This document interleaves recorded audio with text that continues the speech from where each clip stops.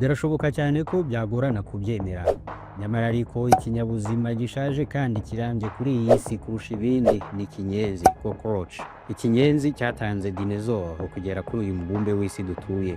Ibinyenzi byatangiye kubaho mu myaka miliyoni 350 ishize, mu gihe dinosaur zo zatangiye kuboneka kuri uyu mubumbe mu myaka miliyoni 231 ishize. Gusa nanone zaje gushiraho mu myaka miliyoni 66 ishize.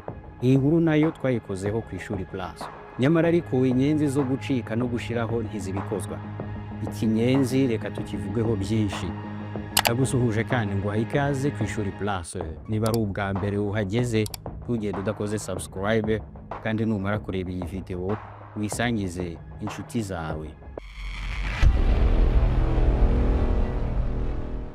Inyenzi muri iki gihe kirekire zamaze ziba ku mubumbe w'isi zagiye zagura umuryango wazo ku buryo ubu zifite amoko agera ku bihumbi 4,600. Inyinshi muri zo ntazo tujya tubona kuko ziba ahantu henshi hataba abantu. Icyakora amoko 30 muri aya ngaya y'ibihumbi 4,600 zikunda kuba hafi y'aho abantu bari. Iyizwi cyane kurusha izindi ni iyitwa American cockroach, inyenzi yo mu bwogero ya Amerika. Iyi ikaba ikomoka ku mugabane wa Afurika. Mu kinyejana cya 16 nibwo yageze muri Amerika inyuze mu bwato bwatwaraga abacakara, ikaza kuvumburirwa muri Amerika, bigatuma bayita inyenzi yo muri Amerika batyo. Icyakora nanone inyenzi iby'imipaka ntizi ibyo ari byo, kuko ahariho hose ku isi wayihasanga uretse ku mpera y'isi y'amajyepfo, Pole Sud, nabwo kubera ko nta bwato bwagiyeyo ngo buzigezeyo. Gusa nanone ariko iyo ziza kuba zaragezeyo ntabwo zari gutera kabiri zitarapfa kubera ubukonje buhambaye buhabarizwa. Inyenzi zinjira mu mazu y'abantu mu buryo bworoshye cyane, kandi iyo zisanze ari ahantu heza cyane kuri zo, kuhacika ntibiba bigishobotse. Zirahaguma zikigarurira buri hantu hose hihishe kandi hatari urumuri. Kuva umuntu yakandagira ku butaka bw'uyu mubumbe dutuye, hamwe n'ubwenge bwo bwose n'iterambere n'ikoranabuhanga yagezeho, yagerageje kwikiza no kwigizaho inyenzi, ariko byaramunaniye. Inshuro zose yagerageje kuzica no kuzikuraho byaramunaniye. Uretse kuzikuraho burundu, yananiwe byibuze no kuba yagabanya umubare wazo mu isi. Yazikoreshejeho ubwoko bwose bwo kwica, kuva ku kuzisyonyura kugeza ku burozi bw'ubukana bwinshi. Ariko inyenzi zakomeje umutsi n'uyu munsi ziracyidegembya.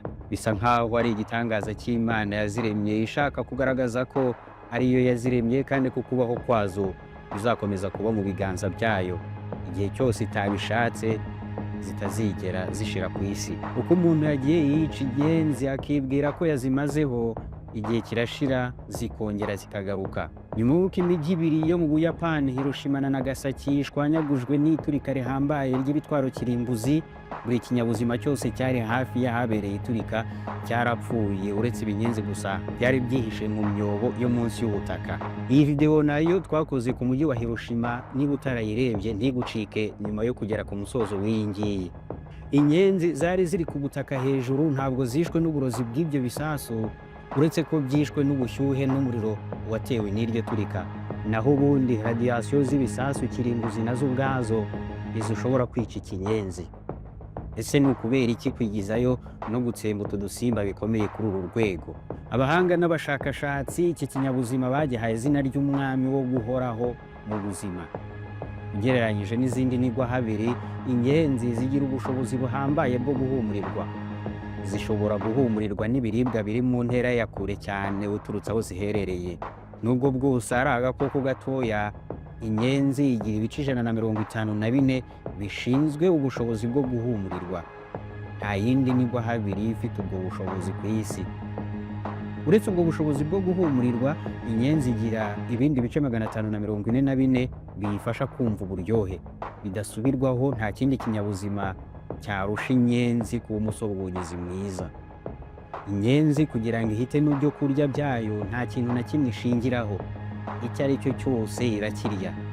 Uhereye ku nyama nziza ugashyiraho za foromaje, amasukari n'imigati y'ibitangaza, ukageza ku bikarito, byose ni ibiryo bihiye kandi biteguye neza by'ikinyenzi. Ifunguro ntagereranwa ry'ikinyenzi ni ibikarito. Ibitabo nabyo zirabirya. Zikunda cyane inzara z'abantu. Inyama zabuze ziryohera ibinyenzi byabuze urugero. Zikunda amaraso ya buri kinyabuzima kiyafite cyose, cyo kimwe n'umwanda w'ibindi binyabuzima byose. Ibyo byose ikinyenzi kitabibonye hafi nta kibazo cy'inzara cyagira. Gitangira kurya ibinyenzi bigenzi byacyo byapfuye, byaba ibyishwe cyangwa ibyazize izabukuru. Iyo ikinyenzi kigize ibyago byo gukomereka, aho kugira ngo byene wacyo bigifashe bikihutane kwa muganga cyangwa bigishakire ibipfuko n'indi miti ivura ibikomere, bitangira kukirya ari kizima bikakimara. Ikintu kimwe cyemeza ko utu dukoko tumaze imyaka myinshi kuri iyi si dutuye, ni uko kuri two ibyo kurya bitigeze biba ikibazo na rimwe ku muryango watwo. Inyenzi zirya ibyatsi by'amoko yose kugeza no ku ndabo zifitemo amarozi kandi ntacyo bizitwara. Nyamara izindi nyamaswa iyo ziriye kuri ayo moko y'ibimera byoroshye cyane zihita zipfa, ariko ku kinyenzi si uko bimeze. Ayo marozi iyo ageze mu nda y'ikinyenzi, umubiri wacyo ufite uburyo ukoramo ugahita usohora ayo marozi hanze, ikinyenzi kigasigara ari kizima.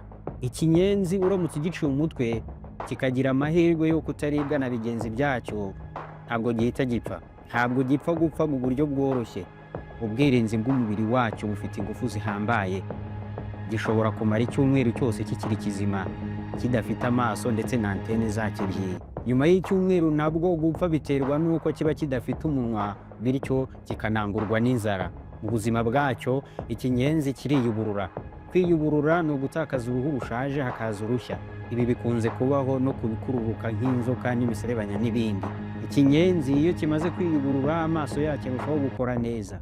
Iyo kigize ibyago kigacika ukuguru, nyuma yo gutakaza uruhu rushaje, kwa kuguru kurongera kukamera. Ese ni iki umuntu yashobora gukora ngo yirinde ibitero simusiga by'ibinyenzi mu nzu ye? Icya mbere cy'ibanze kandi cy'ingenzi, irinde ko inzu yawe yahinduka ikimoteri. Ese ni ngombwa guhora dutera imiti yica udukoko mu mazu yacu? Ni ngombwa se guhorana urukweto mu ntoki aho ubonye ikinyenzi hose ukagihonda? Ibi byose nta gisubizo bitanga. Umwe mu badukurikira hano yaratwandikiye adusaba ko twazamubwira umuti wirukana ibinyenzi. Nk'uko twabibonye hejuru, nta burozi na bumwe bushobora kwirukana ibinyenzi ngo bigende burundu. Yewe kabone n'ubwo bwaba ubumara bw'igisasu cya kirimbuzi, ntacyo buvuze ku kinyenzi. Hari inzira imwe yonyine yoroshye. Inzu yawe yigirira isuku ku buryo izajya ihora isa n'ururabo. Inyenzi ntabwo zikunda ahantu hasa neza na gato, ahubwo uko ahantu harushaho kuba umwanda niko ibinyenzi birushaho kuhakunda no kuhishimira, bikumva binezerewe. Uramutse ubishyize imbere inyama nzima n'inyama yaboze, 100% ibinyenzi byakwihitiramo inyama yaboze. Zikunda umwanda byabuze urugero. Ntukigere na rimwe ureka ubuvungukira bw'ibiribwa buguma ku meza yawe cyangwa ahandi hose hasi mu nzu yawe. Uzarebe ibinyenzi bikunze kuba mu mamodoka atwara abagenzi. Zihabona utuvungukira twinshi tw'ibiribwa abagenzi baba baragiye batamo, kandi bikahabona n'ahantu hihishe cyane kandi hijimye munsi y'intebe, bikitsimbamo ku buryo nta muntu upfa kubica iryera. Gerageza buri gihe mu nzu yawe hajye hahora isuku, cyane cyane munsi y'utubati, by'umwihariko mu gikoni cyangwa ahandi habikwa ibiribwa. Igihe cyose ufite pubere mu nzu, ni ngombwa ko nyuma yo gushyiramo imyanda wihutira kuyipfundikira, kubera ko impumuro y'iyo myanda ikomoka ku biribwa ishobora gukurura ibinyenzi, bikaba byava mu rugo rwo muri karitsiye uherereye muri metero 6 bikaza iwawe. Niba ufite kave kandi ikabigira ubuhehere, byanze bikunze ibinyenzi bizakubera abashyitsi badakenewe. Niba utifuza abo bashyitsi, gerageza kave yawe igihora yumutse kandi ifite isuku, kandi ibiribwa byose bibe biri ahantu hapfundikiye. Lavabo zitagikoreshwa uzifunge, kuko inyenzi zizamukira mu mipira n'impombo zitwara amazi. Yewe no muri toilette inyenzi zizamukiramo. Birazorohera cyane kuzamukira muri iyo myobo n'imipira isohora amazi, zikaba zaza muri toilette yawe cyangwa dushe. Niba inzu yawe isukuye bihagije, ntuhangayike, nta na rimwe zizigera ziza mu nzu iwawe. Inyenzi zishobora kuba ziyumvisha ko isi yose ari iyazo, zikibwira ziti igihe nta kindi kinyabuzima cyariho hano ku isi, twebwe twari duhari, bityo tugomba kuba hariho hose ku isi. Ariko umuntu hamwe no kugira isuku ashobora kuzirukana burundu mu nzu ye cyangwa ahandi hose ashaka. Niba wakunze iyi video, ndakugira inama yo kureba n'iyi ngiyi twakoze kuri mugenzi w'ikinyenzi mu gukunda umwanda, imperi. Gushimiye kubana nanjye kugeza ku musozo w'iyi video, wakoze cyane. Gusa niba ari ubwa mbere ukurikiye ibiganiro byacu, gukora subscribe, like na share ni inkunga ikomeye, kandi gukanda ku nzogera bituma wowe uwa mbere mu kubona video nshya tukimara kuyishyiraho.